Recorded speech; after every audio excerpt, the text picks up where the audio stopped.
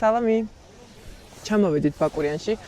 ბატო თამაშობს, ელი სწავლობს სერიალს, ანა. ბატონო. ვებოლაიპოვე. ანა დამაშავთ სერიალებენ, მე კი ვგრძნობ რომ ცოტა ვცივდები.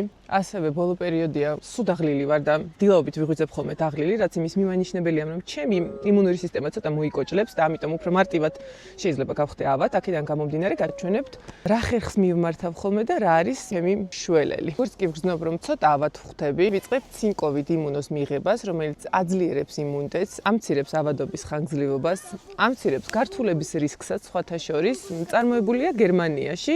თავად სახელწოდებაც გეუბნებათ მის შემადგენლობას, თუმცა კიდევ ერთხელ ჩამოვთვლი, აქ არის ცინკი, D ვიტამინი და ვიტამინი C, რომელიც ძალიან მალე მომაშუშებს და მოდით პირდაპირ აქვე თოვლში მოვამზადოთ.